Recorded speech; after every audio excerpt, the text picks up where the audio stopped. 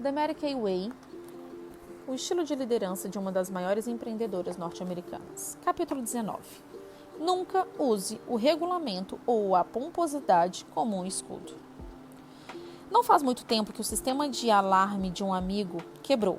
A família estava viajando, então a pessoa que cuidava da casa ligou para a empresa de segurança para falar do assunto. Vamos mandar alguém assim que tivermos a autorização do proprietário para consertar, disseram.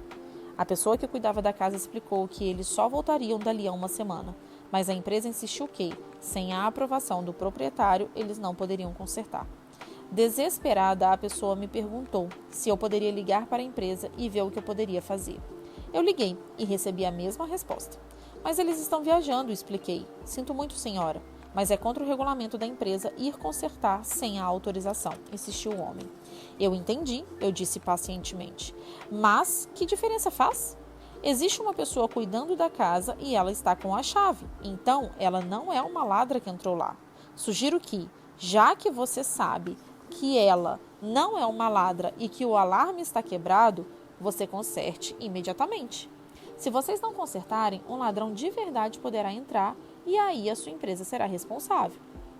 O que você está dizendo é verdade, senhora, e eu concordo, mas é contra o regulamento da empresa. Posso falar com o gerente? Perguntei. Claro, mas ele dirá a mesma coisa. E ele tinha razão. É contra o regulamento da empresa, repetiu o gerente.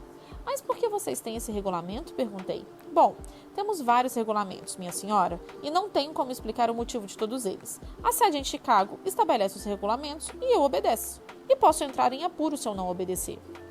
Felizmente, a minha experiência com vendas adiantou e eu consegui convencer o homem a se arriscar esta única vez e consertar o sistema de alarme. Mas, pode acreditar, fiquei indignada. É frustrante ouvir apenas que algo vai contra o regulamento da empresa. Mas quando você questiona a lógica por trás desse regulamento e o gerente ou o vendedor simplesmente repete, é contra o regulamento da empresa. Então é preciso supor que existe outro motivo para esse refrão. A pessoa não sabe a resposta. A insegurança que a acompanha, essa falta de conhecimento, faz com que ele se esconda atrás de um vilão abstrato, o regulamento da empresa. Ele sabe que, se você tiver de enfrentar esse vilão distante, a sua raiva em relação ao gerente ou vendedor diminuirá. Na verdade, é uma técnica de autopreservação bastante lógica. É fácil reconhecer esse padrão no comportamento de outras pessoas, mas será que você consegue vê-lo em você mesmo? Você já se pegou sem saber explicar ou defender um regulamento da empresa e disse a um colaborador com dúvidas: não dá, porque é contra o regulamento da empresa? Não fale qual é o regulamento da empresa sem dizer o motivo para ele. Não estou sugerindo que os regulamentos empresariais devam ser abolidos. É impossível funcionar sem eles. O que estou sugerindo é que jamais se fale de um regulamento sem explicar o motivo dele. Não use o regulamento como um escudo. Se você fizer isso, estará alienando as pessoas que trabalham para você, assim como algumas empresas fazem com seus clientes. Por mais frustrantes que essa resposta mecânica seja para um cliente, ela é ainda mais frustrante para um colaborador. Se um cliente não gostar de um regulamento da empresa, ele pode escolher negociar com outro. Mas sair de um emprego por causa de uma frustração é uma reação muito extrema e custa caro. E, assim, o mais comum é que o colaborador não saia do emprego. Ele continua, mas o amargor e ressentimento dele continuam. Consequentemente, minando o relacionamento saudável e positivo entre empregador e empregado. Na Mary Kay Inc., assim como em outras empresas, não são todos regulamentos que são bem recebidos por todo mundo. Se o regulamento existe, há um bom motivo para isso e nós o seguimos, mas não nos escondemos atrás dele. Outro regulamento que precisa existir por causa do tamanho da força de vendas independente Mary Kay envolve a transferência de uma consultora de beleza independente de uma unidade para outra. No começo da nossa história, havia choques de personalidade e as consultoras de beleza independente pediam para ser transferidas para a unidade de outra diretora de vendas independente.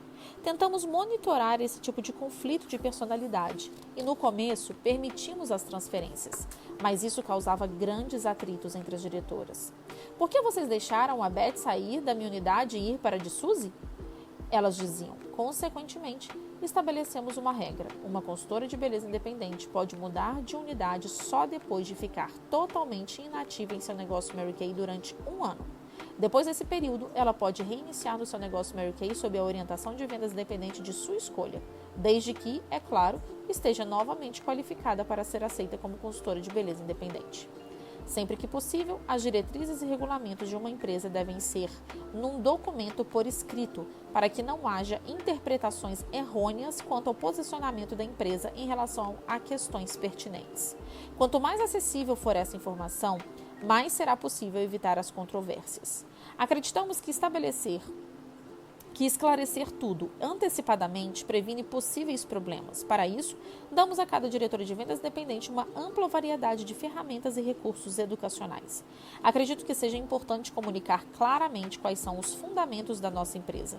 Comunicamos claramente como funciona o sistema de comissões em diversos níveis de vendas para conseguir prêmios, reconhecimentos e promoções. Com essa informação básica disponível a todos de maneira conveniente, não se justificam as acusações de que cometemos alguma injustiça. Por mais que pudesse ser maravilhoso se todos concordassem com todos os regulamentos da empresa, não é realista esperar isso. Nenhuma empresa consegue agradar a todos a todo momento, mas se explicarmos racionalmente os regulamentos e as pessoas respeitam aqueles que são justos e, de fato, regulamentos bem pensados geralmente deixam as pessoas seguras porque elas sabem de antemão o que podem esperar. Imagine só como seria frustrante trabalhar para uma empresa que não tem regulamentos por escrito. Com centenas de milhares de pessoas da força de vendas independente, seriam um caos se não tivéssemos nossas excelentes ferramentas de comunicação. Muitas das práticas observadas pelas empresas nas décadas de 50 são ilegais hoje. Por exemplo, o uso de um regulamento para homens e outro para mulheres. Todavia, outras empresas ainda praticam regulamentos dentro da lei que são arcaicos. Tais regulamentos passam a ficar arraigados no sistema e são obedecidos durante anos sem que sejam questionados. Alguns têm origem na época em que mulheres não faziam parte da força de trabalho e foram escritos por homens e para homens. Um exemplo é o horário padronizado de trabalho, das 9 às 17. Esse horário inflexível já foi assunto de várias discussões de âmbito sociológico, já que milhões de mães que trabalham tentam achar alguém para cuidar no período da tarde de seus filhos em idade escolar.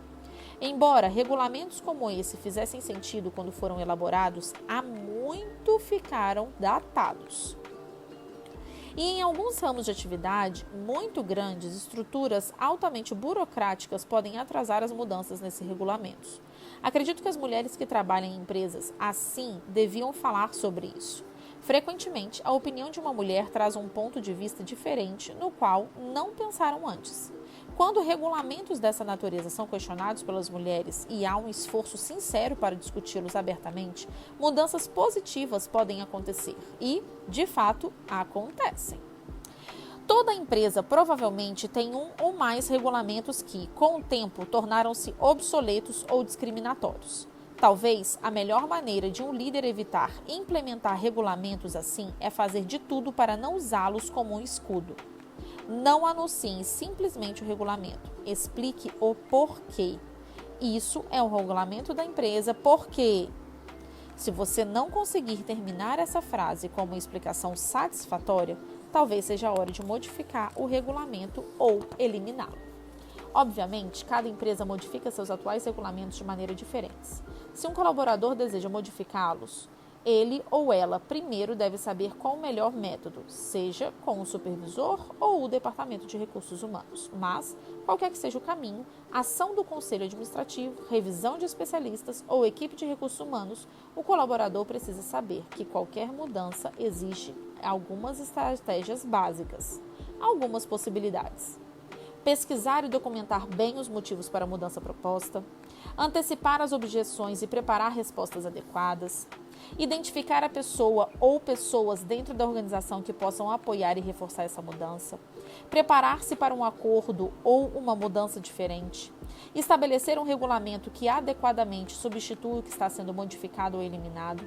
Em outras palavras, não podemos simplesmente reclamar de um regulamento datado. É preciso planejar o que tomará o seu lugar. As pessoas podem se esconder atrás dos regulamentos quando se sentem inseguras, desinformadas ou pouco à vontade. Mas há ainda outro problema, mais destrutivo. As pessoas também podem se esconder atrás da pomposidade. Não deixe o sucesso, por ter chegado ao topo, subir a sua cabeça. Quando as pessoas galgam os degraus da hierarquia corporativa, às vezes o sucesso lhes sobe a cabeça. Elas tropeçam no próprio ego e perdem as mesmas características que as fizeram avançar tão rápido. A capacidade de trabalhar bem com outras pessoas e a habilidade de confrontar problemas de maneira decisiva e racional. Já vi essa cena repetir-se inúmeras vezes. No fim das contas, a pomposidade faz com que essas pessoas escorreguem pelos degraus galgados. Por que tanta gente de talento não consegue lidar com o sucesso? Os psicólogos nos dizem que uma pessoa que age com ar superior muitas vezes está tentando ocultar um sentimento de inferioridade. E, de acordo com a minha experiência, devo dizer que eu concordo. As pessoas de sucesso que se sentem seguras quanto a elas mesmas, sobre quem são, quais são seus talentos, quais são suas limitações, conservam um senso de humildade que as permite ver sob uma perspectiva saudável tanto as responsabilidades de seus cargos quanto as exigências que lhes são feitas. As pessoas que não sabem lidar com o sucesso adotam um ar superior para ocultar as suas deficiências. Tal camuflagem, no entanto, raramente consegue ocultar a verdade. Já foi dito que as pessoas ricas são apenas pessoas pobres com dinheiro. Alguém que ganha 5 milhões na loteria é a mesma pessoa um dia depois de ganhar. Só que 5 milhões a mais. Rico. É claro que o dinheiro fará diferença em sua vida, mas ele se tornar arrogante, dominador, snob e convencido, perderá o respeito das outras pessoas. O sucesso depende do esforço de toda a equipe.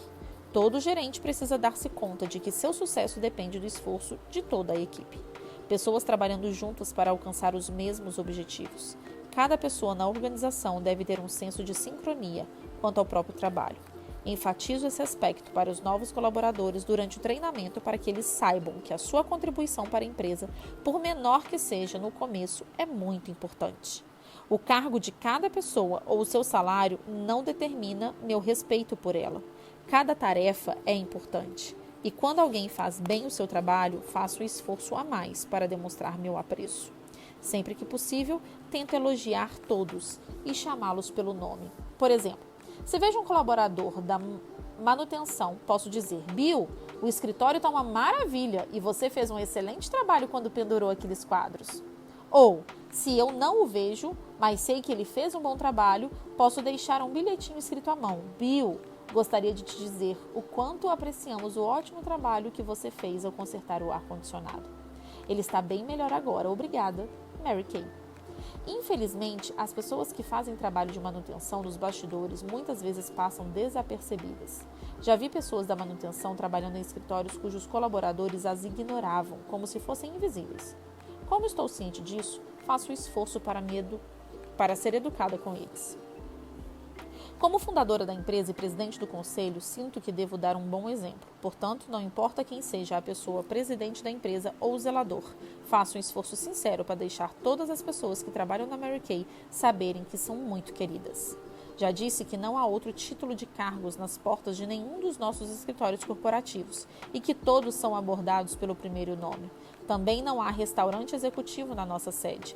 Há vários anos, quando o nosso sistema de telefone estava sendo instalado, me perguntaram se eu precisava de um número só meu. Respondi: não, de jeito nenhum. Ninguém vai ligar para um número privado para falar comigo. Não crie uma atmosfera de rivalidade entre os que têm e os que não têm. Acredite, não é que eu desaprove os restaurantes só para executivos, banheiros só para executivos ou linhas privadas em alguns escritórios. É só que não desejo promover tais habilidades superficiais da nossa empresa. Vai contra o nosso estilo criar uma atmosfera que gera sentimentos hostis entre as pessoas que têm e as que não têm. Isso é o que invariavelmente acontece quando símbolos de status evidentes são dados para alguns poucos escolhidos. Não acredito em promover uma classe privilegiada. Um ambiente assim só gera pomposidade, e a pomposidade acaba com o moral e é autoprejudicial, além de ser uma prática de negócio ruim. Já vi muitos indivíduos trabalhadores e sem pretensões subirem rapidamente o nível executivo e rapidamente tornarem-se arrogantes e dominadores. Não acho que haja lugar no nível executivo para esse tipo de gente. Na nossa organização, tal reviravolta tem um fim previsível, um embaraço pessoal e profissional. O sucesso do líder depende da capacidade de desenvolver e motivar os outros.